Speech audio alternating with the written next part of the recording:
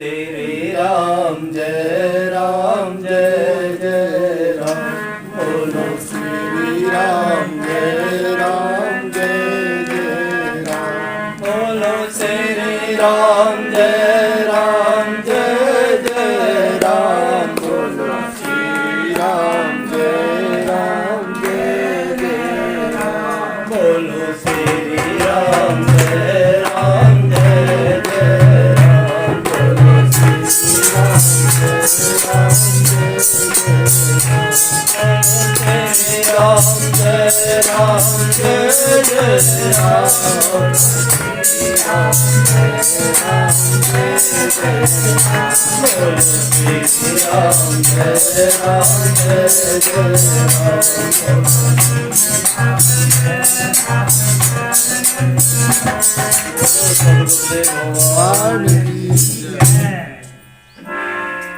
आदरणीय अध्यक्ष महोदय के चरणों में प्रणाम एवं संचालक जी आचार्य जी के चरणों में प्रणाम एवं दूसरे आचार्य जी के चरणों में प्रणाम, सभी संत भगवान के चरणों में प्रणाम एवं सभी भक्त और माता बहनें सबके चरणों में प्रणाम।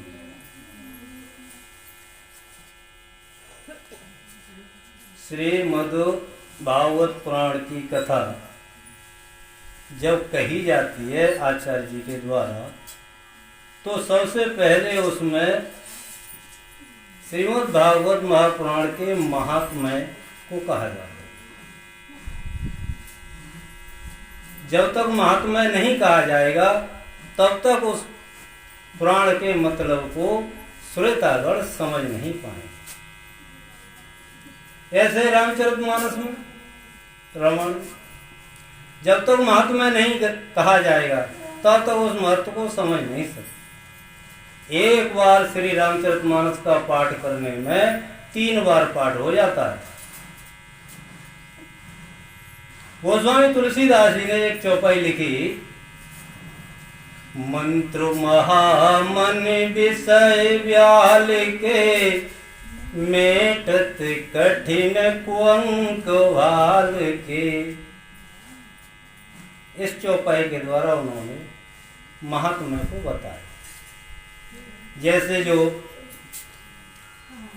राजा वासुकी कन्या नवलदे के बारे में बता रहे थे कि अर्जुन का और वासुक का सार फांसे में शर्त हुई तो अर्जुन के जो नाती थे परीक्षित वह उस समय गर्भ में थे जब उनकी शर्त हो गई। ऐसे इस रामायण में वही बताया गया, एक काशी नरेश और एक राजा द्रावण। यह प्रमाण आपको रामायण 8 कांड वाली में मिलेगा, इस रामचरितमानस 7 कांड वाली में नहीं। जो रामायण है 8 कांड वाली उसमें मिलेगा कि एक द्राविड़ राजा और एक काशी नरेश, ये दोनों अपनी रानियों के सहित तीर्थ स्थानों में घूमने गए तो एक तीर्थ पर दोनों का मिलन हो गया। वहाँ दोनों में ये बातचीत हुई। उन्होंने कहा हमारी महारानी इस समय गर्भवती है इसलिए तीर्थ करने आए। तो उन्होंने कह दिया कि हमारी भी रानी गर्भवती है इसलिए हम भी आएंगे, श्रेष्ठ संतान पैदा हो। श्रेष्ठ संतान पैदा करने के लिए ये तीर्थों में गए महारानियों को साथ लेकर। तो दोनों मित्रता हो करके उन्होंने कहा तो फिर आज हम शर्त लगा लें। ये जो द्राविड़ राज था इसके हृदय में कपट था और जो काशी नरेश थे वो बिल्कुल अंदर से साफ थे।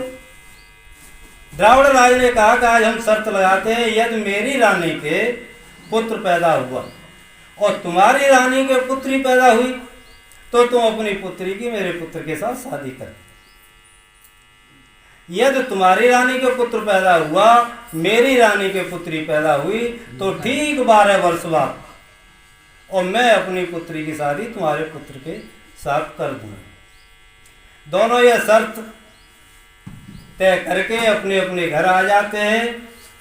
द्राविड़ राज ने रानी से एकांत में जाकर के कहा कि सुनो, यदि तुम्हारे पुत्री पैदा हुई तो फिर मैं जीवित नहीं रहूंगा।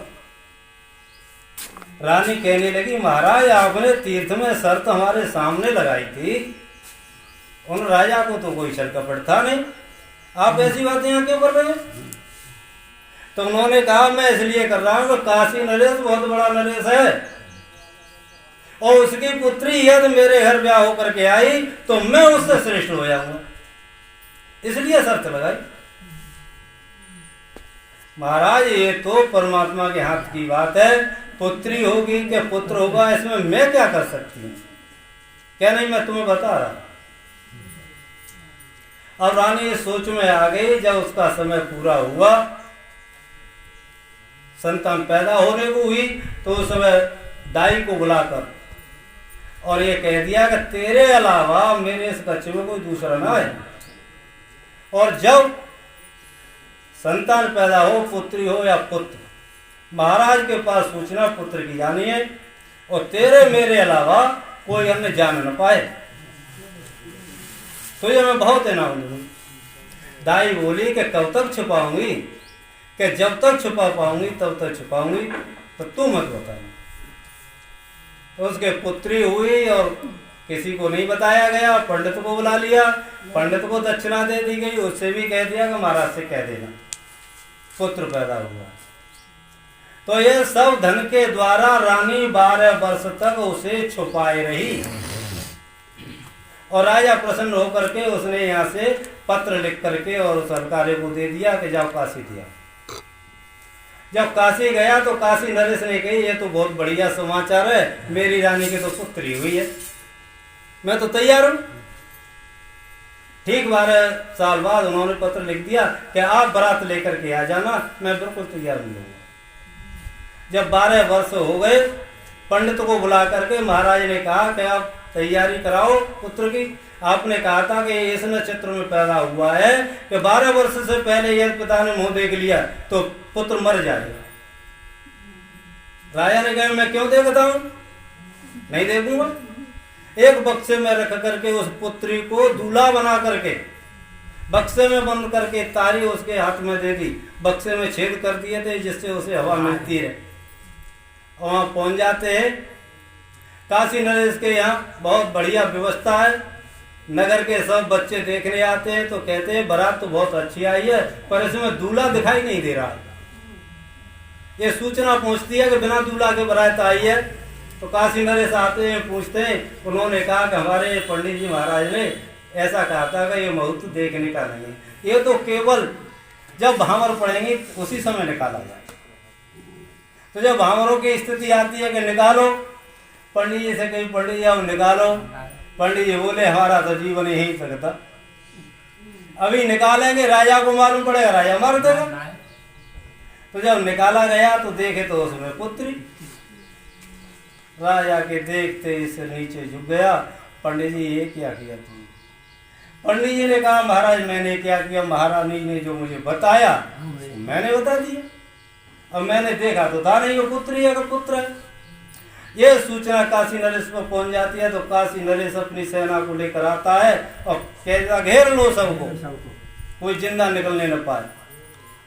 सब घिर जाते हैं। काशी नरेश पूछता है द्राविड़ राज से, कहाँ राजन ये बताइए इतना बड़ा धोखा तुमने मेरे साथ क्यों किया? यदि तो पुत्री हुई तो बता देते, अगले गर्भ में फिर जो संतान आती उनसे चला देते काम। ये कोई जरूरी है कि दोनों की पुत्री हुई है तो ना कर। शांत रहा, मैं तुम्हें अब जीवित नहीं छोड़ूंगा, तुमने मेरी इज्जत पे बहुत उछाल की है। पंडित बोले कि महाराज एक काम करो। क्या करें? कि मेरी बात मान लो तो एक उपाय है इससे बचने का। क्या उपाय है? कि यहाँ काशी में इस समय तुलसीदास जी हैं, उनके पास चले, वह इसका कोई उपाय बताएंगे। तो तुलसीदास के पास दोनों राजा और पंडित जाते हैं, उनसे निवेदन करते हैं कि महाराज यहाँ एक राजा की मृत्यु निश्चित है, ये बच नहीं सकते। क्या तो फिर मैं क्या करूं? कि आप में तो बहुत बड़ी सामर्थ्य है, आप कुछ भी कर सकते हैं। तो उन्होंने कहा ऐसा तुम्हें विश्वास है कि हाँ? तो ठीक है मैं करूंगा। दोनों राजाओं से कहा, द्राविड़ राज से कहा अपनी पुत्री को लेकर के आओ। वहां उन्होंने गंगा के किनारे पुत्री को बैठाया, विधि विधान के साथ रामचरितमानस का पाठ सुनाया। पाठ सुना करके फिर उसके सिर पे हाथ रख के तुलसीदास ने कहा, मंत्र महामन विषय व्याल के, मेटति कठिन कुअंक वाल के। हे प्रभु, यदि यह रामचरितमानस की चौपाई आपके द्वारा लिखी गई है, मैंने नहीं लिखी, मैं नहीं जानता हूं यह कैसे लिखी गई, यदि यह सत्य है तो इस पुत्री का पुत्र हो जाए, इसका जो अंक लिखा है भाग मिट जाए, क्योंकि यहाँ एक राजा की जीव हानि होगी। और मैंने ये वचन दिया है कि मेरी इस चौपाई में यह ताकत है, क्योंकि महामंत्र है। मंत्र तो सभी होते हैं, ये महामंत्र है, इससे मिटने की इसमें शक्ति है। इतना कह करके पुत्री से कहा कि बेटी से गंगा जी में स्नान करो। जाकर के स्नान किया, स्नान करके जैसे निकली तो पुत्री के पुत्र होकर के बाहर आए तो कह दिया, देखो महाराज राजकुमार आ रहा है, शादी। उन दोनों की शादी हुई, बड़े खुशी खुशी लौट करके आए। यह महात्मा रामायण का बम्बई 6 पक्की जो रामायण है 8 कांड की